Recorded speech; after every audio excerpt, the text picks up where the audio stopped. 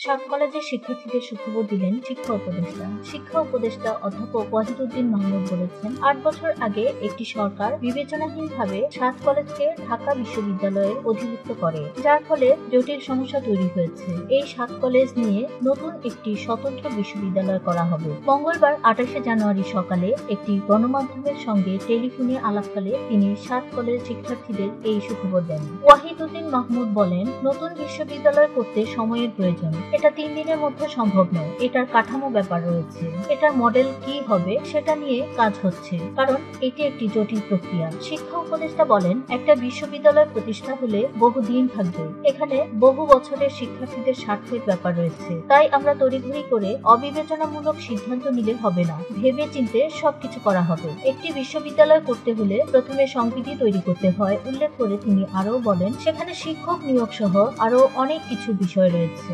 এছাড়া আইন ও অর্থের বিষয় রয়েছে। এছাড়া সনদের প্রয়োজন হয়, সেটি রাষ্ট্রের সর্বোচ্চ পর্যায় থেকে দেওয়া হয়, তারপর বিশ্ববিদ্যালয় হয়। শিক্ষা উপদেষ্টা বলেন, সনদ পাওয়ার আগে কোনো বিশ্ববিদ্যালয়ে শিক্ষার্থী ভর্তি করানো সম্পূর্ণ বেআইনি। ঢাকা বিশ্ববিদ্যালয় ও সাত কলেজের কর্তৃপক্ষ আগামী সেশন থেকে আলাদাভাবে ভর্তি করার সিদ্ধান্ত নিয়েছে। তাই সামনের ভর্তি ইচ্ছুক শিক্ষার্থীদের কোনো একটা প্রক্রিয়ার মধ্য দিয়ে ভর্তি করতে হবে। আসন্ন 2024-25 শিক্ষাবর্ষের ভর্তির বিষয়ে কলেজের শিক্ষার্থীদের মতামত নেওয়া হবে। তাদের সঙ্গে আলোচনার ভিত্তিতে আমরা সিদ্ধান্ত নিব।